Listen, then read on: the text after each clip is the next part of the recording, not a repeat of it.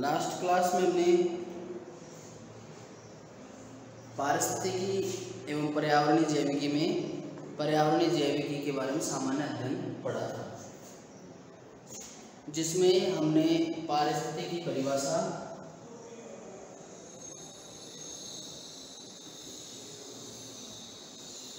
इसकी परिभाषा पढ़ी थी। जीव का एबायोटिक और बायोटिक फैक्टर के साथ में इंटरेक्शन इकोलॉजी कहलाता है। ठीक है, पारस्परिक अंतर संबंध जैविक अजैविक घटकों का किसी जीव के साथ में अध्ययन करना पारिस्थितिकी कहलाता है। इसको हमने 3 मंडलों में डिवाइड किया था, जिसमें हमारा भूमंडल,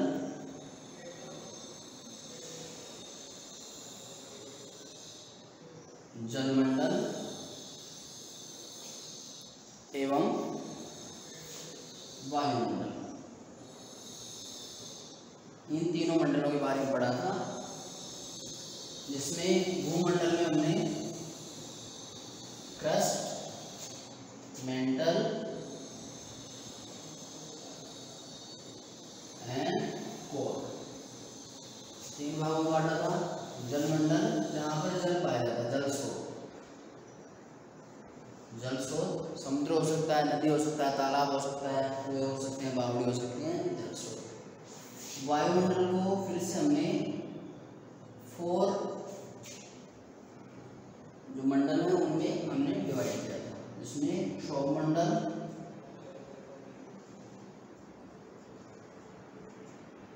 दूसरा है संताप मंडल,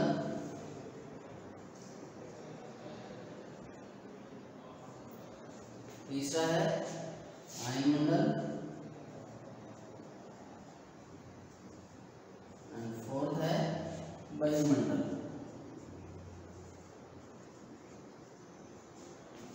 इस समताप मंडल में ओजोन परत पाई जाती है, ओजोन परत। ये सभी जो हम पढ़ रहे हैं ये पृथ्वी के प्राकृतिक पारिस्थितिकी तंत्र हैं, जिनको हमने डिवाइड किया। अब हम इकोलॉजी की जो यूनिट है, जिसको हम कहते हैं पॉपुलेशन, समष्टि, उसके ऊपर आते हैं। पॉपुलेशन या समष्टि,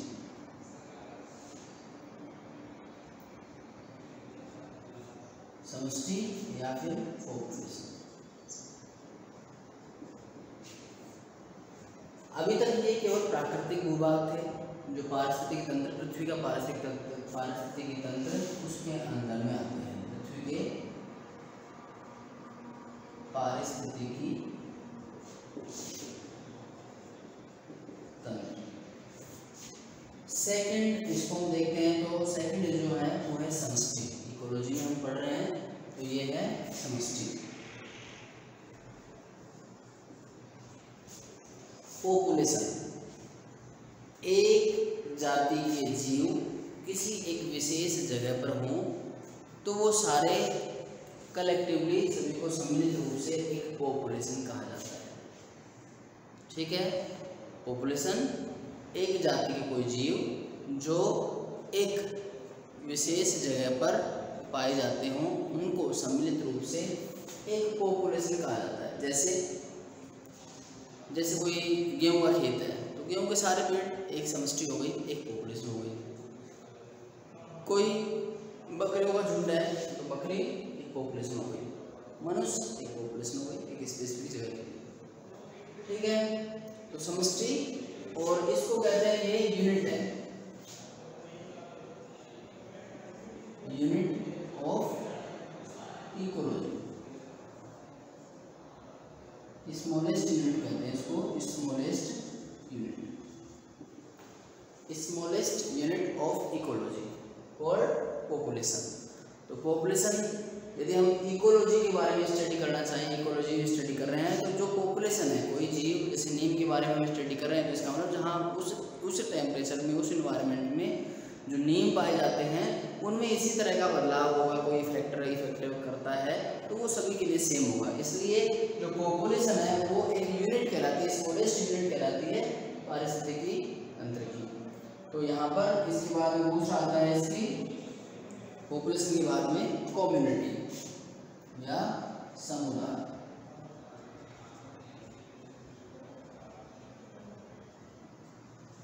कम्युनिटी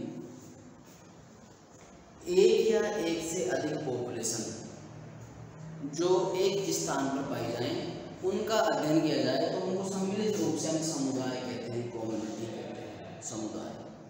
ठीक है, इसके अंदर में क्या आते हैं कि जैसे एक पॉपुलेशन हो, एक पॉपुलेशन जैसे मान लो बकरी की पॉपुलेशन है, दूसरी पॉपुलेशन जैसे पशुओं की, भैंस की पॉपुलेशन है, तीसरी पॉपुलेशन जैसे गाय की पॉपुलेशन है, चौथी पॉपुलेशन जैसे मनुष्य की पॉपुलेशन है, पांचवी जैसे वहाँ पर प्लांट पाए जाते हैं। तो ये सारी अलग अलग पॉपुलेशन हो गई, लेकिन इन सबको सम्मिलित रूप से हम कहेंगे कम्युनिटी। तो कम्युनिटी एक वो जगह है जहाँ पर उस जगह पर पाई जाने वाली समस्त पॉपुलेशन को कलेक्टिवली हम स्टडी करें तो वो हम कम्युनिटी कहेंगे। ठीक है, इसके बाद में थर्ड है परितंत्र। ये थर्ड हो गया, फोर्थ हो गया परितंत्र। परितंत्र इकोसिस्टम,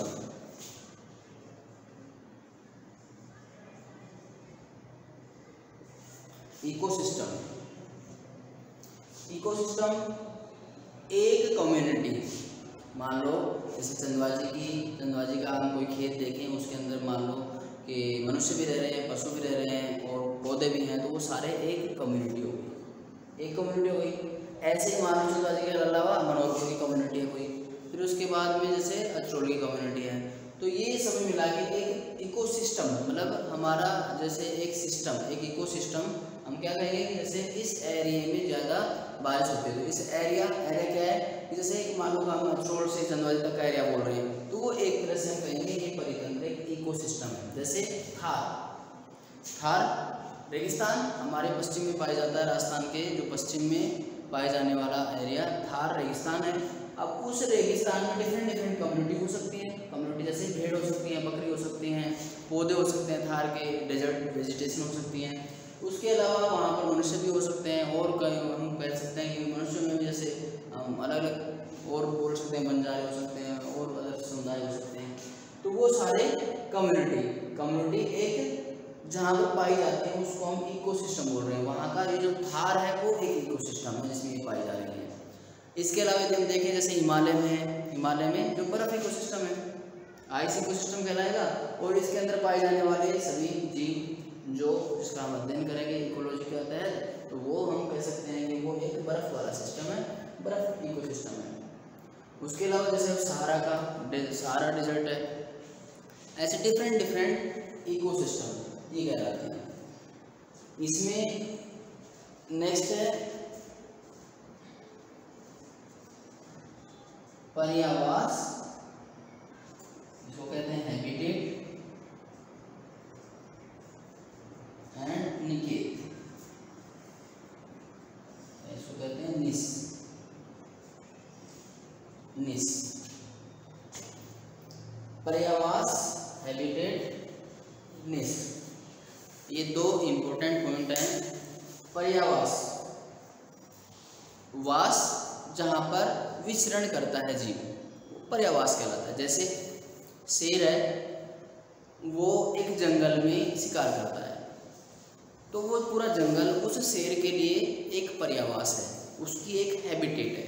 हैबिटेट मतलब वो अपनी हैबिट्स, जितनी भी हैबिट्स हैं वो कंप्लीट करता है, फुलफिल करता है, वो सारा हैबिटेट कहलाता है। जिसमें कोई जीव अपनी हैबिट कंप्लीट करता है वो पूरा एरिया उसका हैबिटेट कहलाता है। अब हैबिट क्या है उसकी, जैसे शेर है तो उसका शिकार करना हैबिट है, उसका पानी पीना हैबिट है, उसका सोना हैबिट है, उसका रहना हैबिट है, उसका और जो भी करता है काम वो उसके हैबिट में है। लेकिन वो हैबिट के लिए केवल एक जंगल में ही रहता है, तो इसका मतलब वो जंगल है वो उसका हैबिटेट है। ठीक है, तो हैबिटेट जीव की वह जगह जहाँ पर वह जीव अपनी आवश्यकताओं की पूर्ति करता है, वो उसका हैबिटेट या उसका पर्यावास कहलाता है। नेक्स्ट है निकेत, निस वह जगह है जहाँ पर उसके पाए जाने की संभावना अधिक होती है, उस जीव के पाए जाने की संभावना सबसे अधिक होती है। जैसे शेरी का ये एग्जाम्पल ले रहे थे हम, शेर पूरे जंगल में शिकार करता है, लेकिन पाया कहाँ जाता है? उसकी गुफा में, उसकी गुफा के आसपास। तो वो एक जोन बनाता है, मतलब वो एक जोन हो गई, जैसे गुफा है या फिर उसके गुफा के 2-4-500 मीटर की जगह है जहाँ पर उसके पाए जाने की संभावनाएं अधिक होती है। ठीक है, तो वो उसका निकेत कहलाता है। जैसे मैं किसी गांव से बिलोंग करता हूँ, तो वो एक गांव है जहाँ पर मेरी आवश्यकताएं पूर्ति होती है। मैं एक स्कूल में जाता हूँ, पढ़ने के लिए जाता हूँ, मैं खेलने के लिए किसी ग्राउंड में जाता हूँ, मैं कुछ और काम करने के लिए कहीं और जाता हूँ। ठीक है, तो वो सारे मेरी एक्टिविटी हो गई, वो मेरी हैबिट हो गई जो मेरी पूर्ति हो रही है, इसलिए वो गांव पूरा हैबिटेट कहलाएगा। लेकिन जिस घर में रहता हूँ मैं, वहाँ पर वो मेरी निस है, मेरे पाए जाने की संभावना वो है, क्योंकि मेरा एड्रेस, हम परमानेंट एड्रेस लिखते हैं तो इसका परमानेंट एड्रेस क्या है? निस है एक तरह से, जहाँ पर मेरे पाए जाने की संभावना है। ठीक है, तो ये इकोसिस्टम पारिस्थितिकी में ये सब हमारे सबसे स्मॉलेस्ट यूनिट है, वो पॉपुलेशन कहलाती है। एक पॉपुलेशन कहाँ पर पाई जाती है? एक ही स्पीसीज के डिफरेंट इंडिविजुअल्स जो एक प्लेस में, एक जगह में पाए जाते हैं, वो सारे एक समष्टि या एक पॉपुलेशन कहलाती है। ठीक है, इससे पहले एक बार हमने पढ़ा था स्पीसीज, है ना? स्पीसीज किसे कहते हैं? लिनियस ने जो बाइनोमेनक्लेचर जो हमने पढ़ा है पहले भी, उसमें स्पीसीज शब्द का यूज किया था। क्लासिफिकेशन के टाइम में हमने देखा था कि स्पीसीज, जीनस, स्पीसीज। ठीक है, तो ये स्मॉलेस्ट यूनिट है, स्मॉलेस्ट यूनिट ऑफ क्लासिफिकेशन। ठीक है, स्पीसीज है स्मॉलेस्ट यूनिट ऑफ क्लासिफिकेशन, लेकिन यहाँ पर smallest unit of ecosystem is called population. Population is the smallest unit of ecology. तो स्पीसीज किसे कहते हैं? एक स्पीसीज, एक जाति किसे कहते हैं?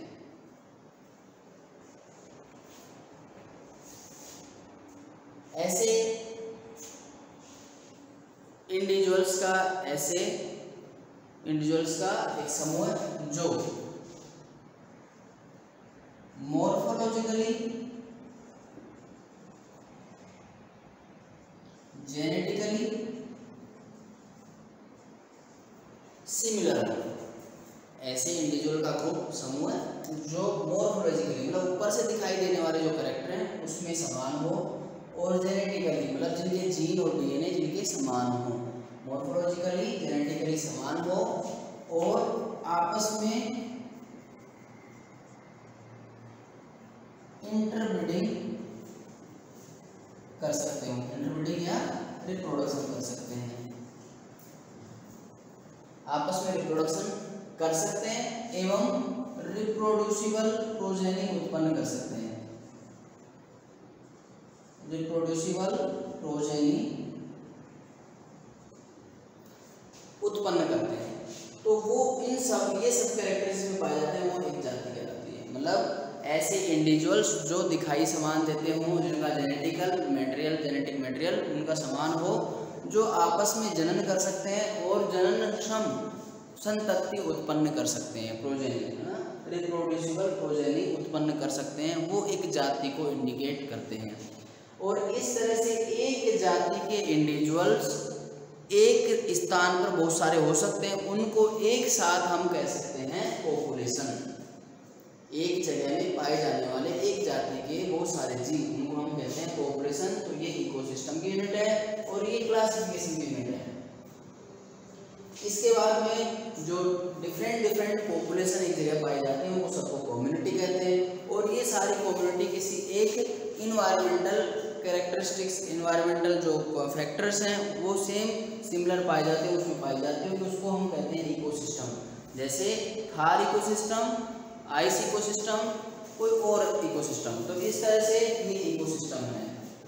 इसके बाद हमने बात की हैबिटेट एंड निश की। हैबिटेट जहाँ पर एक इंडिविजुअल अपने हैबिट्स को कंप्लीट करता है, दैट इज कॉल्ड हैबिटेट। इसमें हमने एग्जांपल लिया है कि शेर जंगल में अपना पूरा कंप्लीट लाइफ साइकिल कंप्लीट करता है, तो वो जंगल है, उसके लिए हैबिटेट है। और शेर जहाँ पाया जाता है वो गुफा उसकी निकेत है या निश है, ठीक है, जहाँ पर उसके पाए जाने की प्रोबेबिलिटी अधिकतम पाई जाती है, वो उसकी निश कहलाती है।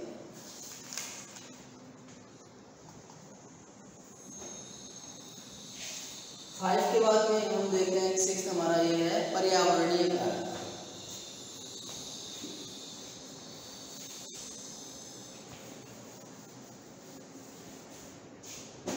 पर्यावरणीय कारक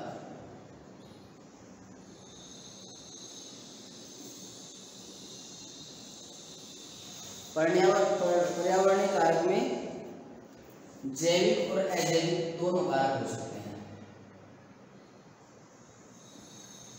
अजैविक एवं जैविक ऐसे कारक होते हैं पर्यावरणीय कारक, या तो जैविक हो सकते हैं या अजैविक हो सकते हैं। ये दो प्रकार के कारक पाए जाते हैं। तो कुछ हमारे अजैविक कारक हैं। अजैविक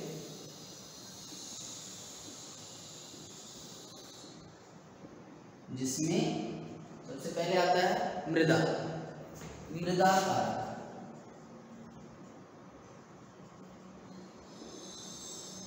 मृदा कारक तो इस अजैविक कारक में मृदा के बारे में पढ़ते हैं। जैसे कोई पौधा लगा हुआ है तो वहाँ की मिट्टी कैसी है ना, उसका मिट्टी का प्रकार कैसा है, बालू रेत है, चिकनी मिट्टी है, दोमट मिट्टी है, तो उसका इफेक्ट उस प्लांट पर होगा। और उस मिट्टी का पीएच कैसा है, उस मिट्टी में सैलिनिटी, उसमें नमक कितना है, उसमें क्षारीय क्षमता कितनी है, तो ये पीएच पर डिपेंड करता है। मिट्टी में ह्यूमस कितनी है, उसमें मॉइस्चर कितनी है, नमी कितनी है, ये सब बातें मृदा कारक है ना। तो ये अजैविक कारक हैं जो कि जीव को प्रभावित करते हैं। तो हमारा पहला अजैविक कारक है मृदा, जिसमें मृदा के प्रकार, मृदा में पाए जाने वाले पोषक तत्व, मृदा में पाए जाने वाली नमी, मृदा का टेम्परेचर, ये सब बहुत सारी चीज़ें हैं जो कि किसी जीव को इफेक्ट डाल सकते हैं। दूसरा है स्थलाकृतिक कारक। स्थलाकृतिक कारक इसमें स्थल की आकृति है ना। स्थलाकृतिक कारक स्थल की आकृति, कोई ऊंचाई पर है पौधा, कोई नीचे है पौधा, कोई और गहरा पौधा है, कोई समुद्र तल में है, कोई समुद्र के बाहर सरफेस पर है, डेल्टा पर बना हुआ है, कोई सामान्य जमीन के ऊपर है, तो कोई पहाड़ के ऊपर है। तो ये धरातल है ना। तो धरातल भी किसी पौधे को इफेक्ट डालता है, उसकी आकारिकी को प्रभावित करता है। जैसे अब मान लो कि पीपल का पेड़ है, वो जमीन में लगा हुआ है, लेकिन हम पीपल के पेड़ को किसी पहाड़ की चोटी पर लगा दें तो क्या वो लग जाएगा? नहीं लगेगा। यदि लगा दें तो वो इतना बड़ा होगा ही नहीं। वहाँ पर तो छोटे छोटे पौधे पाए जाते हैं जो झाड़ियों की तरह होते हैं, वहाँ पर बड़े बड़े पेड़ नहीं पाए जाते चोटी पर। ठीक है, उसी तरह से हम समुद्र के जैसे धरातल में देखें तो समुद्र के धरातल में भी वृक्ष नहीं पाए जाते हैं, वहाँ पर भी छोटे छोटे जैसे एल्गी है, फंगस है, इस तरह के पौधे पाए जाते हैं। ठीक है, तो इस तरह से स्थलाकृतिक कारक जो स्थल की आकृति है वो भी जीवों के आकृति को, जीवों के लिए इफेक्ट उत्पन्न करते हैं, जीवों के लिए इफेक्टिव होती है और उनको, उनकी संरचना को परिवर्तित करती है, उनके कार्यकलाप को परिवर्तित करती है। नेक्स्ट है इसमें जलवायु कारक।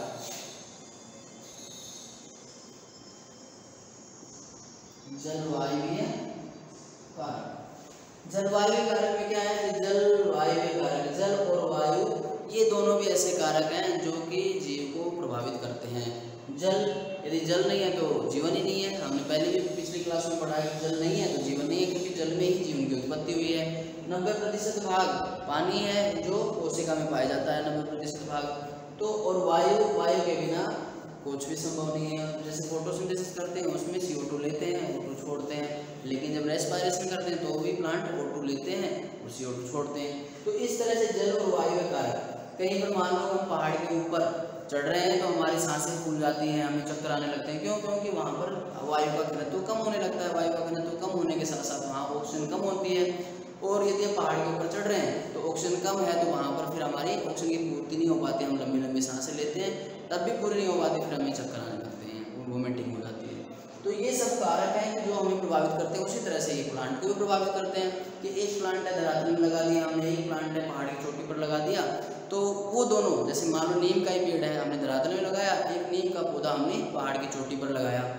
अब दोनों नीम के पौधे क्या सक्सेस हो जाएंगे? हम उनको पानी दे रहे हैं डेली और हम उसको ठीक से उसकी केयर भी कर रहे हैं, पशुओं से भी बचा रहे हैं, तो क्या दोनों सेम होंगे? ऐसा करके देखेंगे तो हमें लगेगा कि दोनों में परिवर्तन है। इसका मतलब मृदा कारक में हो सकता है उसका परिवर्तन, स्थलाकृतिक कारक में परिवर्तन हो सकता है उसका, जलवायु कारक में उसका परिवर्तन हो सकता है। तो ये सारे अजैविक कारक हैं जो किसी जीव को परिवर्तित कर सकते हैं। नेक्स्ट है बायोम, पर्यावरणीय कारक, ये 6 नंबर हो गया हमारा। उसके बाद में है बायोम, 7 है बायोम। बायोम जिसे हम जीवोम भी कहते हैं, जीवोम। पृथ्वी के ऊपर पहाड़ पाए जाते हैं, पृथ्वी के नीचे की तरफ समुद्र पाए जाते हैं। इन सभी में जितने भी जीव हैं उनको कलेक्टिवली हम बायोम कहते हैं, बायोमास। जो जीव जितने जीव पाए जाते हैं सबको हम कलेक्टिवली बायोम कहते हैं। इसी में एक टर्म्स आती है बायोस्फीयर।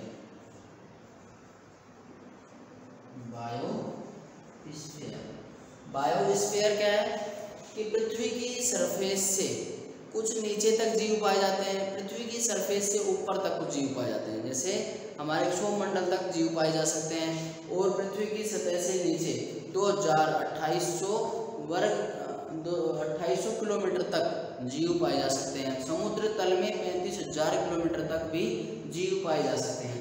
तो जहाँ पर जीव पाए जाते हैं केवल वो सतह, वो सरफेस बायोस्फीयर कहलाती है, ठीक है। और जहाँ पर इस पूरी पृथ्वी के ऊपर जितने जीव पाए जाते हैं उनको कलेक्टिवली हम जीवोम कहते हैं।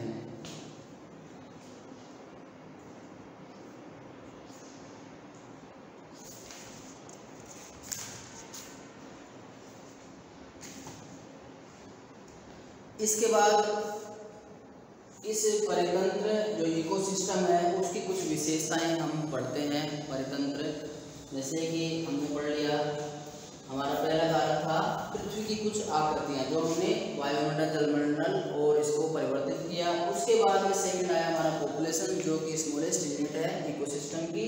और इसके बाद में है कम्युनिटी, डिफरेंट पॉपुलेशन हो, collectively we will call them community.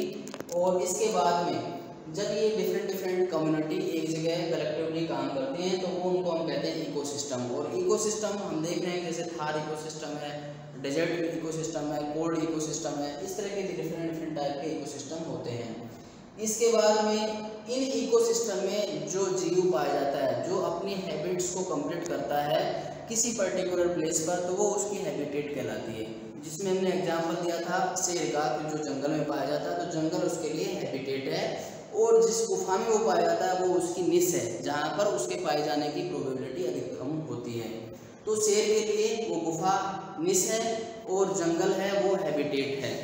तो इसके बाद में जब हमने 6 देखा पर्यावरणीय कारक हैं, जिसमें जैविक और अजैविक 2 प्रकार के कारक होते हैं। जिसमें अजैविक में मृदा कारक, स्थलाकृति कारक, जलवायु कारक हैं।